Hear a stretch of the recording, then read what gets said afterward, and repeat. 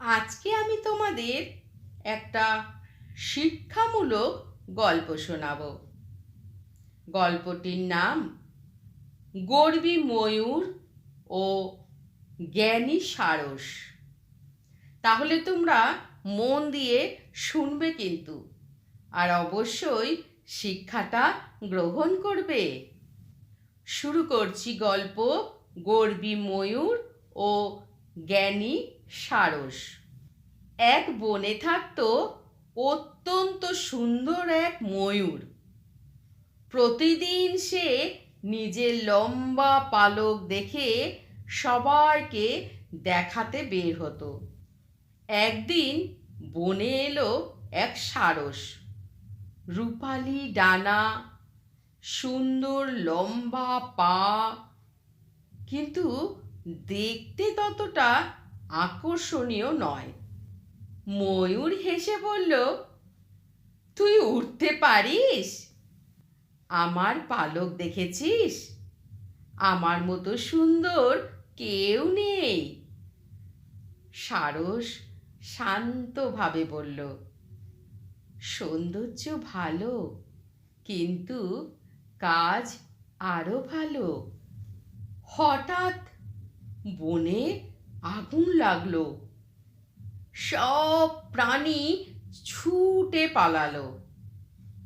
ময়ূর পালক নিয়ে দৌড়াতে দৌড়াতে জঙ্গল ছাড়তে পারল না। দীর্ঘ পালক বারবার গাছে আটকে যাচ্ছিল।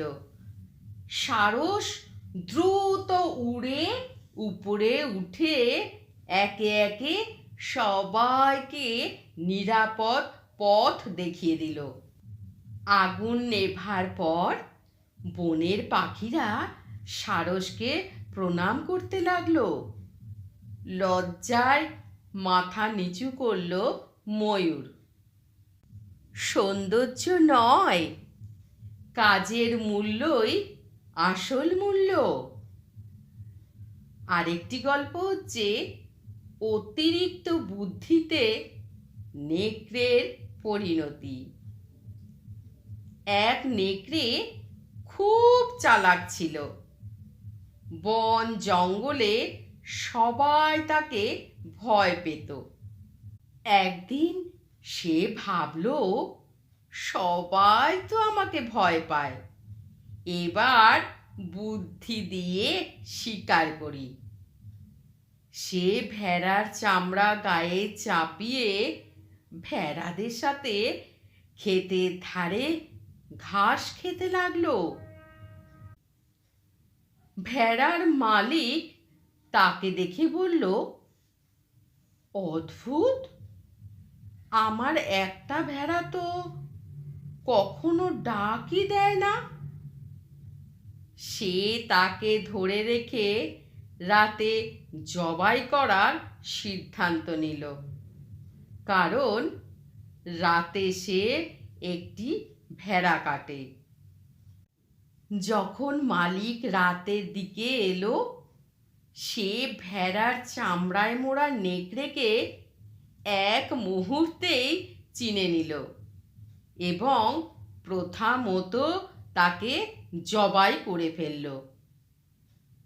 এই গল্পটির শিক্ষা কি জানো? অতিরিক্ত ছল চাতুরি একদিন নিজের বিপদ ডেকে আনে। পরের গল্প টিয়ে পাখির কথা, হাতির কান। এক টিয়ে পাখি ছিল কথা বলতে খুব পারদর্শী। যা শুনতো তাই নকল করত। বনে সবাই বলতো, টিয়ে তুই খুব জ্ঞানী। টিয়ে সেটা সত্যি মনে করে খুব গর্ব করত। একদিন এক বৃদ্ধ হাতি বলল, সোনা আর বোঝা এক জিনিস নয় বাছা। টিয়ে মজা পেয়ে প্রতিবাদ করল, আমি তো তোমার থেকেও বুদ্ধিমান, তুমি শুধু গাছ ভাঙতে পারো। পরের দিন বনে এক দল মানুষ শিকার করতে এলো। টিয়ে চেঁচিয়ে চেঁচিয়ে তাদের শেখা গান গাইল, কিন্তু বুঝতে পারল না মানুষজন ওই আওয়াজ ধরে বনের ভিতরে ঢুকেছে। হাতি বুঝে সবাইকে নিরাপদ দিকে সরিয়ে দিল। টিয়ে তখন শিখল, শুধু কথা বললে জ্ঞানী হওয়া যায় না। এই গল্পটার শিক্ষা কি জানো? জ্ঞান শুধু কথা নয়, বোঝা ও প্রয়োগই আসল জ্ঞান। পরের গল্প, পরিশ্রমী খরগোশ ও অলস বাঁদর। এক খরগোশ প্রতিদিন বাগানে গাজর ফলাতো, জল দিত, দেখাশোনা করত। এক বাঁদর ছিল, শুধু মজা করা আর ফল চুরি করা তার কাজ। খরগোশ বলতো, সামান্য চেষ্টা করো, নিজের খাবার নিজেই পাবে। বাঁদর হাসতো, আরে চুরি করলেই তো মেলে। একদিন ঝড় এলো। বাঁদরের লুকানোর মতো কোনো বাসা ছিল না, কারণ সে কখনো কাজ করেনি। খরগোশের ছোট্ট ঘরে সে লুকাতে এলো। খরগোশ বলল, অলসতা আজ তোমাকে বিপদে ফেলেছে। ঝড় কেটে গেলে বাঁদর খরগোশের বাগানে কাজ করতে শুরু করলো। এই গল্পের শিক্ষা কি জানো? পরিশ্রম ছাড়া স্থায়ী কিছু পাওয়া যায় না। আরেকটি গল্প, উটের জেদ ও মরুভূমির শিক্ষা। এক উট ছিল খুব জেদি। কেউ কিছু বললেই বলতো, আমি বড় শক্তিশালী, আমাকে বোঝাতে হবে না। একদিন মরুভূমিতে ঝড় উঠল। উট পথ হারিয়ে ফেলল, কারণ সে গাইডের কথা মানেনি। গাইড তাকে বলেছিল, বালির দিকে দেখে চলো। উট অহংকারে শোনেনি, ফল সে বালির ফাঁদে পড়ে গেল। গাইড ফিরে এসে তাকে বাঁচালো। উট কাঁদতে কাঁদতে বলল, আজ বুঝলাম জেদ নয়, জ্ঞানই আসল শক্তি। এই গল্পের শিক্ষা কি জানো? অহংকার নিজের ক্ষতি ডেকে আনে।